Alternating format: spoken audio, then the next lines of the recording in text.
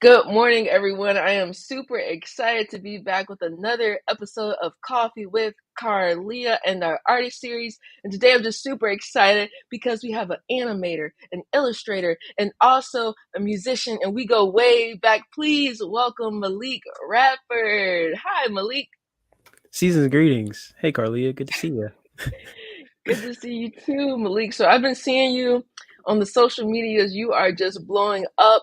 But I want you to take me back a little bit and tell me, how did you get your start in animation and illustrate? And ooh, how did you get your start in animation and illustration? For sure. Yeah. So I'll go back to,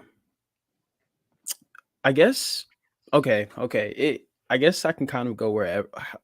Hmm. Give me a second. Let me think. Okay. So I've always been into cartoons and just like storytelling and whimsical things of that sort. Grew up watching cartoons. And so that knowing that I had a passion for that at a young age, I always wanted to be a character designer for cartoons. I always wanted to work in the realm of animation production. I never really saw myself as being an animator, more so sticking to the illustration side and just designing things. But when it came to college and figuring out what I wanted to do, I went to Virginia Commonwealth University School of the Arts. I was stuck between pursuing illustration and things that I was already heavily interested in, or kind of dabbling into something new that I thought would allow me to honestly at the time like find a job after graduating. So I decided to major in the major is called kinetic imaging, but I pretty much sum it up as to like digital media. So video work, sound design, animation work, all of that, all computer stuff. So my time at VCU actually is what got me super interested and focused in animation. And at the time, after about 2 years in the program, around my junior year, I realized I didn't want to. I felt like I wasn't doing enough with my art degree or my time in art school. So I picked up another major, a double major in illustration and design. So I was able to combine my two interests into this one thing. And now I am animating, I'm character designing, I'm doing all that you see me do online. Yeah. Wow, that's amazing, Malik. So you talked about school and majoring in various facets related to art. So a lot of artists think, I'm self-taught. I don't need school. So what would you say are maybe the benefits of attending art school? The benefits I would say firsthand are the social connections. I totally understand the aspect of I'm self-taught. Do I really need to go to school for this? Because if you know how to teach yourself and if you have the drive to just find ways to get better at what you love to do, the question of going to school is really like it's a great question. But I would say some of the positive benefits, like I said, the social connections, the access to a lot of different creative mediums that you may not be able to access on your own, and just like the mentorship. It was really awesome. My time at VCU, a lot of my professors were artists who worked in their respective fields, like in the industry. So I was being taught by like game designers, character designers for animated films, TV shows. Yeah, really the social connection, and you meet a lot of great peers and students who also have the same goal as you. So it's inspirational to see, well, how is this person going about what they want to do, and how can their drive motivate me or influence how I go about pursuing what I love to do and things of that sort. So definitely a social element. That's true. Sometimes they say it's not what you know, it's who you know. So that Exactly. is so true. Being from Virginia, there are a lot of creative people from Virginia, Missy Elliott, Pharrell, people like that. How would you say being from Virginia has affected your art? I think. It's that's a really good question. I think being from Virginia has that's a really good question. Okay, let me think about that for a little bit. Hmm. I'm glad you actually asked that because I've never had the opportunity to really think about that. I think okay, so back some backstory. So I just came back from a 4-year tenure in like the DMV area. I stayed in Maryland, but so I got a chance to kind of live out of state for a little bit and experience the creative scene in other places. And I can say now that being in Virginia, creativity is really ingrained in. I'm okay. I'm gonna speak specifically to Richmond and I guess the 757 area as well. So, but being from Richmond, creativity is all it resides all within that city, and I didn't really realize it until I moved out, and I realized how close knit the Richmond community creative community was compared to the DC and the Maryland creative communities. Not saying that they aren't, but it's just a different vibe, I feel. Especially being born and raised in Richmond, I think being able to get into it at the age that I did when I was in high school and then seeing it blossom into what it is today, um it's different. I feel everyone just has a natural appreciation for creativity, at least the people, the everyday people. It's different for, I would say, for like businesses and the big moguls, because there's like a creative there, there's a creative situation going on in Richmond where they're not like funding the creatives, but the need and the love for creativity and art is there. So it's just kind of this weird juxtaposition of like, no, we can't let you have this, even though we love seeing it all around the city. But yeah, I think Virginia has influenced my creativity more than what I can really think of. Like, I mean, they have the saying is something in the water. Shout out to Pharrell and the festival and stuff. So I really think there's some truth to that because a lot of people I know and a lot of people I grew up with, you included, like we're creative and we just it's just there, which is really it's really cool. It's really cool. That is very true. But something you said I want to talk a little bit more about. You talked about people not funding the arts. Why do you think the arts are underfunded in many places? Mm, I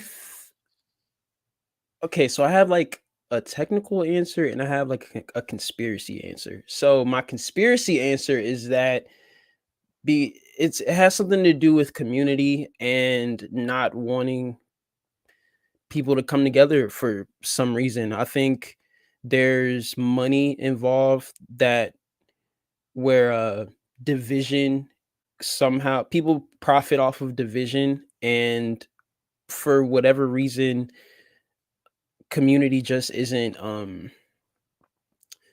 I don't know. That's I always wonder why, like, I don't want to just say capitalism, but it seems like all of the things that you would think would be beneficial to both people and those who are like trying to profit off of the everyday world, you would think that doing the right thing would be a win-win for everyone, but apparently not. So I would say it's uh it's probably about control, power, and money.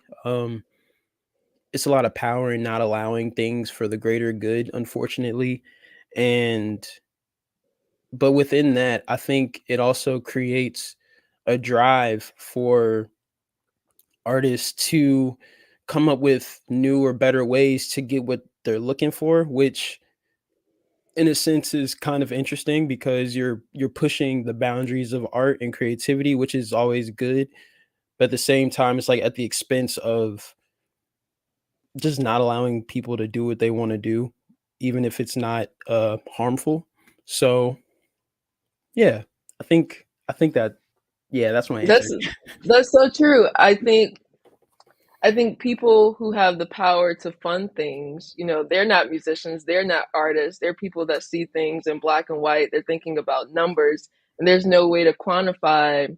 The community came together, and there was an increased level of caring. There's no way to measure that all of these things that the arts create. And I think that's another important thing about Virginia and Richmond, thinking about Richmond specifically. There's lots of jam sessions, Hmm. um, local concerts, or even like churches that host events. So it's a lot of like kind of do it yourself mentality in Richmond. So, Malik, you are not only an artiste, you are also a musician. So how do those two things go together for you? Or was it music first? Was it art first? How do they combine? Yeah, so every time I think about my musical journey, I always forget that music was like my first passion. My mom, single parent, I was raised in the church, so I was in the youth choirs. I took piano from like second grade to ninth grade. Didn't stick with it. Like I stopped in the ninth grade when I started high school, and I was that was when I started focusing really on visual art a lot more. But they the musical journey works hand in hand with with my visual journey because I make songs for my cartoons.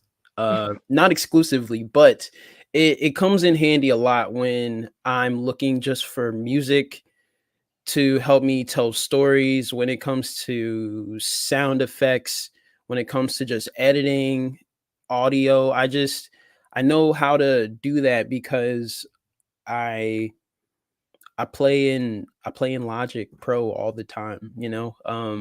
Being in Yeah, just having an ear for things is very beneficial to creating visual things. However, yeah. Um yeah, that's a really good question. I Music was definitely my first love. I played a year French horn in the 6th grade. Shout out to Landmark. Oh no. My God. Yeah, it was music was cool. I wish I had stuck with it and was as dedicated to it as I am my visual art, but it's okay. I'm just always excited to learn new things. So I'm always looking at, okay, how do I get better at chords? How do I get better at just like legato? How do I find rhythm and flow and just get better at being musical? Yeah, but they go hand in hand quite well. Yeah, I like what you talked about. You talked about how you make music for your animations. And me, when I sit and I watch TV or I see something animated, it's always the music that I'm listening for to see how it like enhances the moment. So that's so true how music, you're always thinking about music is in movies, it's everywhere, kind of like Mhm. creating the mood for what you're watching. So, Malik, you've had a lot of big opportunities. So, tell me a little bit, how are these celebrities finding you on social media? You've done some work for Bob's Burgers. Tell me about it. Yeah, so shout out to Instagram, honestly, and shout out to just being consistent and having a really supportive fan base. A lot of these opportunities come through Instagram. A post might go viral, or I'll tag who I want to see it to the post, and or I might just do the fan thing and literally like DM them. And yeah, there have been instances where I would just kind of talk to myself in certain people's DMs, just like, hey, check this out. Hope you're doing well. Hey, I got something new for you to check out when you get the time. Hope you're doing okay. Blah, blah, blah, blah, blah.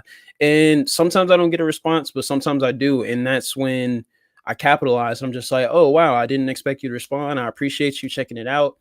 And yeah, it really comes in waves. For example, the Bob's Burger opportunity, I didn't expect that to happen at all. I got a DM from someone who is the assistant to the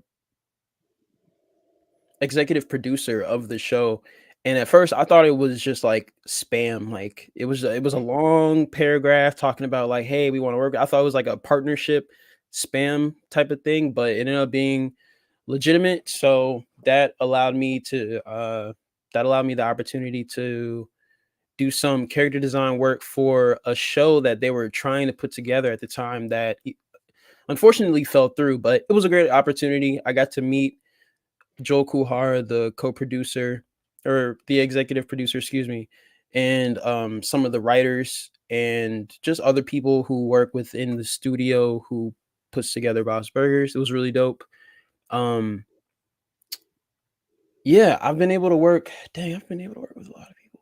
Jacquees, uh, I don't know how he found me, but I did some character design work for him because he wanted to put together this show that was kind of going off of like the Proud Family type of vibes. It was going to be like a family esque type of show. Um, but one thing I realized talking with celebrities and people who aren't necessarily in the field full time is that they come to me with an idea, but it's not fully fleshed out, which leaves a lot of room for not confusion, but it takes a lot of work to put a cartoon together. You know, you got to figure out your story, you got to figure out dialogue, you got to figure out who you want to voice actors, you got to think about sound, you got to think about visual style, how do you want things to look and all of that.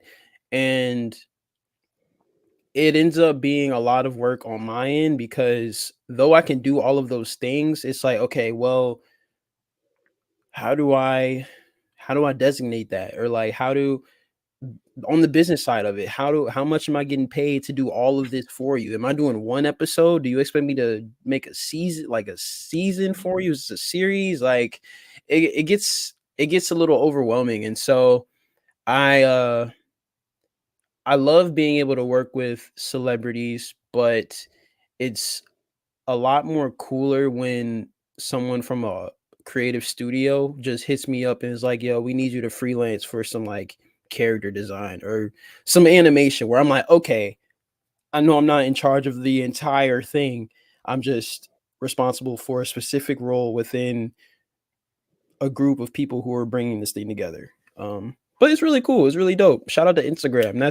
That's really it. Just being consistent and being myself. Yeah, yeah, yeah. Oh, that's great. And I like how you shed light on when people are kind of outside the field, they don't realize what it takes to make an animation, or is it a season? Is it this? They don't realize all the work that goes into what they might be asking for. So you talked about those different elements of animation. So what comes first for you in your own creative process? Like if you're thinking of an animation, are you thinking about, oh, I see a character that sounds like this or looks like that, or Definitely the story first. I figure out a scenario that I think would it doesn't necessarily excuse me, it doesn't necessarily need to be funny, but just a good story, a compelling story that I think would be cool to bring to life. And then yeah, I think about okay, how many characters are involved? Based on the situation, what do I want the character to look like? What type of character do I want them to be to help make the story more interesting? How do I create like contrast or how do I create balance within this within this animation between the characters, between the settings and tone and things of that sort. So it starts out with the story. I'll kind of start thinking of visuals and then I'll create like a comic format or a rough storyboard in my sketchbook, and then from there I'll kind of flesh it out a little bit more, and then I'll start creating the backgrounds for everything just so I know how I want to place characters in a setting. And then yeah, I get to building the characters and I make them do their actions, and then I'll do the lip syncs to make them talk and stuff. And then I'll put it all together on a timeline, and that's when I'll start kind of plot out the sounds and everything for it so I can see and hear how I want things to go. Wow, story first. That's a full production right there. Okay. For sure, for sure. Okay, so you mentioned a little bit about you using Instagram and just kind of having that consistency. So, what other advice would you have for someone who wanted to do the same thing as you? I would say just be consistent and don't focus on the numbers. So I know that might be a little challenging these days because when I started posting on Instagram, it was like 2013. Like I was in high school. No one was really, I mean, I don't think numbers were as important as they are today. Going viral wasn't really, I don't want to say it wasn't really a common thing, but I don't know. Like it's gotten different. Algorithms have changed. A lot of people may be posting, but no one sees it because of the algorithm. So I would say honestly, I have two types of advice. So be consistent, be yourself. Don't focus on the numbers. If you feel like you're not enjoying having to create for the sake of posting and being seen, don't do it because you're only going to burn yourself out and you're going to start resenting making art. I feel like you're going to start resenting the creative journey. But at the same time, if there are tips and tricks that Instagram may offer you, like say you post something and they suggest, oh, if you post 3 reels a day, will boost your profile. I'm not saying you shouldn't do that, but if you they're telling you that for a reason. And so if you want your work to be seen, I would say maybe take those suggestions or keep those suggestions in mind. That way you can kind of get more recognition. But for the most part, like just remember why you're doing what you're doing. Like if you are an artist and your goal is to share your work, share it. If your goal is to go viral and to build up a following, get into content creation because I think that's what it is. It's a fine line between creativity and content creation. Um and they can blend together, but they're two completely different things. So I think you should first determine what do you want to, which one are you? Are you a creative or are you a content creator? If you think you're a content creator, tap into what Instagram suggests or TikTok suggests or whatever to help you boost your views and your profile. If you're a creative, focus on creating things. And over time, if you're consistent and if you engage with your followers or your following, it'll get you to where you want to go. It might not be instantaneous, but just keep posting good work. So yeah. Oh, that's a good breakdown the way you said the difference between a content creator and a creative because it seems like a lot of pressure in today's time where you have to constantly like you're creating your own personal art, but then you're like, okay, now how do I make an Instagram post out of this? And it really has changed since like high school because I was posting selfies and you could really just post whatever and now it's about like how does this look? How, is this going to be seen by the algorithm? What time am Mhm. I posting this? All these different things. So trying to keep that encouragement as a creative is really difficult in the social media world. So I like how you just define those two different things. Malik, time for fun questions. What's your favorite thing to splurge on? Ooh, as of late, it's been vinyls. I my grandma gave me a record player for Christmas, and I just started like building up my sort of collection. So yeah, right now, vinyls and food and art supplies, but vinyls. Okay, I like that. I like that. I like vinyls myself. Tell me, Backstreet Boys or NSYNC? Ooh, NSYNC. That was my first CD. Um, what CD was it? The whatever had Bye Bye Bye on it, the puppet one. That was my first. That was my introduction into. into pop music, I guess. That was, yeah. Shout out to NSYNC.